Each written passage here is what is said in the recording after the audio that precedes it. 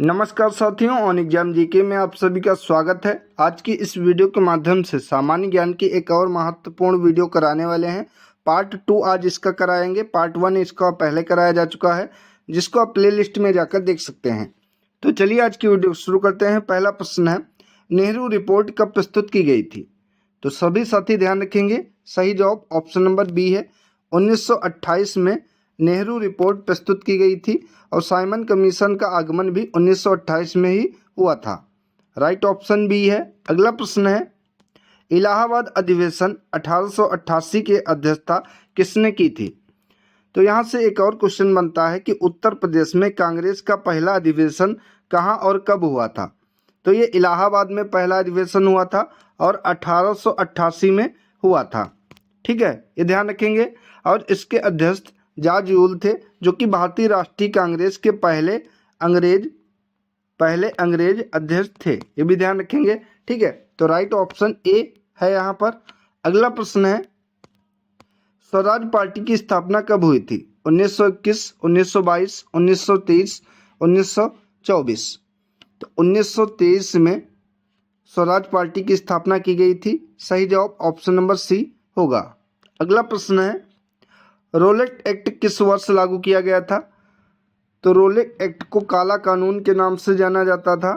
ठीक है, और ये 1919 में पारित किया गया था, यानी कि लागू किया गया था। तो सही जवाब ऑप्शन नंबर सी है। अगला प्रश्न है, भारतीय राष्ट्रीय कांग्रेस की प्रथम महिला अध्यक्ष कौन थी? तो ये क्वेश्चन बहुत कंफ्यूज करता है। तो भारतीय राष्ट्रीय कांग्रेस की प्रथम महिला अध्यक्ष अगर पूछे तो एनी बेसेंट है, और अगर प्रथम भारतीय महिला अध्यक्ष पूछे, यानी कि अगर भारतीय इसमें जोड़ दिया जाए तो भारतीय महिला अध्यक्ष, तो यहाँ पर जवाब सरोजिनी नायडू होगा। लेकिन प्रश्न में पूछा है प्रथम महिला अध्यक्ष, तो एनी बेसेंट है। सही जवाब ऑप्शन नंबर ए है। अगला प्रश्न है, भारतीय संविधान का मसौदा तैयार करने वाली समिति के अध्यक्ष कौन थे? तो ये डॉक्टर भीमराव अंबेडकर अध्यक्ष थे भारतीय संविधान का मसौदा तैयार करने वाली समिति के। सही जवाब ऑप्शन नंबर सी है। और संविधान सभा के स्थायी अध्यक्ष डॉक्टर राजेंद्र प्रसाद थे। अस्थायी तो ये डॉक्टर सच्चिदानंद सिन्हा थे। ये ध्यान रखेंगे। अगला प्रश्न है, संविधान सभा का गठन किस योजना के तहत किया गया था? अगस्त प्रस्ताव, क्रिप्स मिशन योजना, कैबिनेट मिशन योजना या माउंटबेटन योजना? तो संविधान सभा का गठन किया गया था, जो कि कैबिनेट मिशन योजना के तहत। सही जवाब ऑप्शन नंबर सी है। अगला प्रश्न है, अनुच्छेद 21 किस अधिकार से संबंधित है? तो अनुच्छेद 21 का संबंध जीवन और व्यक्तिगत स्वतंत्रता के अधिकार से संबंधित है। सही जवाब ऑप्शन नंबर डी है। अगला प्रश्न है, संविधान के किस भाग में नागरिकों के मूल कर्तव्य दिए गए हैं? तो मूल संविधान में, सभी साथी ध्यान रखेंगे, मूल संविधान में मौलिक कर्तव्य 0 थे। इनको 42वें संविधान संशोधन में जोड़ा गया था, जो कि 1976 में हुआ था। 1976 में 42वें संविधान संशोधन के तहत मौलिक कर्तव्यों को भारतीय संविधान में जोड़ा गया, और ये संविधान के भाग 4 का के अंतर्गत है। अगर अनुच्छेद पूछे तो अनुच्छेद 51 का होगा। ये ध्यान रखेंगे। सही जवाब ऑप्शन नंबर सी है। अगला प्रश्न है, भारतीय संविधान की प्रस्तावना में समाजवादी और धर्मनिरपेक्ष शब्द किस संशोधन के द्वारा जोड़े गए? तो भारतीय संविधान की प्रस्तावना में अभी तक केवल एक बार संशोधन हुआ है, जिसके तहत समाजवादी और धर्मनिरपेक्ष शब्द जोड़े गए हैं, और ये 42वां संविधान संशोधन, जो कि 1976 में हुआ था। तो सही जवाब ऑप्शन नंबर सी है। अगला प्रश्न है, सहारा मरुस्थल किस महाद्वीप में स्थित है? एशिया महाद्वीप, अफ्रीका महाद्वीप, यूरोप महाद्वीप या दक्षिण अमेरिका महाद्वीप? तो सहारा मरुस्थल, जो कि अफ्रीका महाद्वीप में स्थित है। सही जवाब ऑप्शन नंबर बी है। अगला प्रश्न है, रॉकी पर्वत किस महाद्वीप में स्थित है? सही जवाब ऑप्शन नंबर सी है। उत्तर अमेरिका में रॉकी पर्वत स्थित है। अगला प्रश्न है, विक्टोरिया जलप्रपात किन 2 देशों की सीमा पर स्थित है? तो विक्टोरिया जलप्रपात, जो कि जाम्बिया और जिम्बाब्वे की सीमा पर स्थित है। राइट ऑप्शन सी है। अगला प्रश्न है, पेटागोनियन मरुस्थल किस देश में स्थित है? तो पेटागोनियन मरुस्थल, जो कि अर्जेंटीना में स्थित है। राइट ऑप्शन सी है। अगला प्रश्न है, पनामा नहर किन दो महासागरों को जोड़ती है? तो अटलांटिक और प्रशांत महासागर, इन दो महासागरों को पनामा नहर जोड़ती है। राइट ऑप्शन सी है। अगला प्रश्न है, जल में नमक मिलाने से किसका बढ़ जाता है? जल में नमक मिलाने से क्या बढ़ जाता है? यहाँ पर होगा घनत्व बढ़ता है, क्वथनांक बढ़ता है, वाष्प दाब या जड़त्व बढ़ता है। तो पानी में नमक मिलाने से क्वथनांक बढ़ जाता है। राइट ऑप्शन बी है। अगला प्रश्न है, प्रकाश तरंगों का वेग किसमें अधिकतम होता है? तो प्रकाश की तरंगों का अधिकतम वेग जो कि निर्वात में होता है। राइट ऑप्शन डी है। अगला प्रश्न है, परमाणु के नाभिक में क्या पाया जाता है? केवल प्रोटॉन, केवल न्यूट्रॉन, प्रोटॉन और न्यूट्रॉन दोनों, या केवल इलेक्ट्रॉन? तो परमाणु के नाभिक में प्रोटॉन और न्यूट्रॉन दोनों पाए जाते हैं। राइट ऑप्शन सी है। अगला प्रश्न है, धातुएं किसकी अच्छी चालक होती हैं? तो धातुएं जो कि ऊष्मा और विद्युत दोनों की अच्छी चालक होती हैं। राइट ऑप्शन सी है। दर्पण में वस्तुओं की छवि किस कारण बनती है? अपवर्तन के कारण, प्रकीर्णन के कारण, परावर्तन के कारण या ध्रुवण के कारण? तो दर्पण यानी कि शीशे में वस्तुओं की छवि जो कि बनती है परावर्तन के कारण। सही जवाब ऑप्शन नंबर सी है। अगला प्रश्न है, बंगाल विभाजन किस वर्ष में हुआ था? तो सभी साथी ध्यान रखेंगे, बंगाल विभाजन 1905 में हुआ था। सही जवाब ऑप्शन नंबर बी है। अगला प्रश्न है, पूना समझौता किस वर्ष में हुआ था? तो पूना समझौता 1932 में हुआ था। राइट ऑप्शन सी है। अगला प्रश्न है, इलाहाबाद समझौता किन दो शासकों के बीच हुआ था? तो इलाहाबाद समझौता जो कि शाह आलम द्वितीय और रॉबर्ट क्लाइव के बीच हुआ था।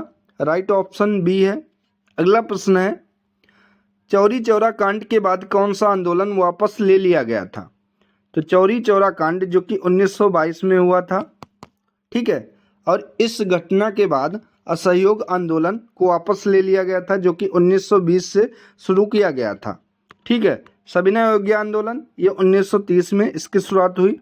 भारत छोड़ो आंदोलन इसकी शुरुआत 1942 में हुई थी, ये ध्यान रखेंगे।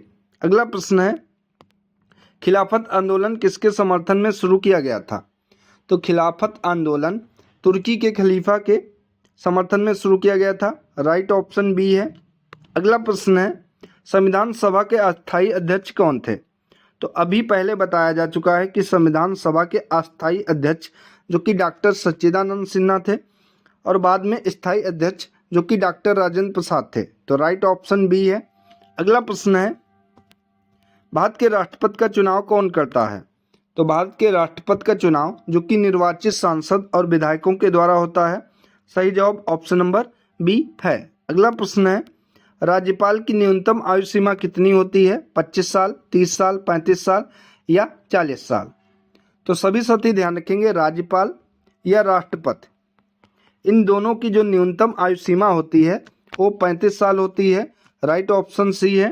अगला प्रश्न है, लोकसभा का कार्यकाल कितने वर्षों का होता है? तो लोकसभा का कार्यकाल जो कि 5 साल के लिए होता है। जो सांसद होते हैं वो हमारे लोकसभा के अंतर्गत आते हैं, ये 5 साल के लिए होते हैं। सही जवाब ऑप्शन नंबर बी है। अगला प्रश्न है, अनुच्छेद 368 किससे संबंधित है? तो संविधान संशोधन से संबंधित है अनुच्छेद 368। और संविधान संशोधन की प्रक्रिया कहाँ से ली गई है? तो ये दक्षिण अफ्रीका यानी कि साउथ अफ्रीका के संविधान से ली गई है। तो राइट ऑप्शन सी है। अगला प्रश्न है, सहारा मरुस्थल किस महाद्वीप में स्थित है? एशिया, यूरोप, अफ्रीका या ऑस्ट्रेलिया? तो सहारा मरुस्थल जो कि अफ्रीका महाद्वीप में स्थित है। राइट ऑप्शन सी है। अगला प्रश्न है, ग्रेट बैरियर रीफ किस देश के तट पर स्थित है? तो ये ऑस्ट्रेलिया के तट पर स्थित है। राइट ऑप्शन सी है। अगला प्रश्न है, एंडीज पर्वत किस महाद्वीप में स्थित है? तो एंडीज पर्वत जो कि दक्षिण अमेरिका महाद्वीप में स्थित है। करेक्ट ऑप्शन बी है। अगला प्रश्न है, कैस्पियन सागर किन दो महाद्वीपों के बीच स्थित है? तो कैस्पियन सागर जो कि एशिया और यूरोप महाद्वीप के बीच में स्थित है। राइट ऑप्शन ए है। नील नदी किस देश से होकर बहती है? तो नील नदी जो कि मिस्र से होकर बहती है। राइट ऑप्शन डी है। ध्वनि की गति सबसे अधिक किसमें होती है? तो ध्वनि की गति सबसे अधिक, जो कि ठोस में होती है। सही जवाब ऑप्शन नंबर सी है। न्यूटन का प्रथम गति नियम क्या कहलाता है? तो न्यूटन का प्रथम गति नियम जो कि जड़त्व का नियम कहलाता है। राइट ऑप्शन बी है। अगला प्रश्न है, विद्युत धारा की मात्रक की इकाई क्या होती है? तो एम्पियर जो कि विद्युत धारा की मात्रक होता है, इकाई होती है। राइट ऑप्शन बी है। अगला प्रश्न है, मानव शरीर की सबसे बड़ी ग्रंथि कौन सी है? तो सबसे बड़ी ग्रंथि यकृत लीवर है मनुष्य के शरीर का। सही जवाब ऑप्शन नंबर बी है। अगला प्रश्न है, सफ़ेद प्रकाश का विभेदन सबसे पहले किसने किया था? तो सफ़ेद प्रकाश का विभेदन सबसे पहले न्यूटन ने किया था। राइट ऑप्शन बी है। तो साथियों, ये थी आज की महत्वपूर्ण सामान्य ज्ञान की वीडियो अगर आप सभी को पसंद आई हो तो इसको ज़्यादा से ज़्यादा शेयर करें और चैनल को सब्सक्राइब करके बेल आइकन को जरूर दबा लें ताकि इंपॉर्टेंट वीडियो आपसे मिस ना हो। धन्यवाद साथियों।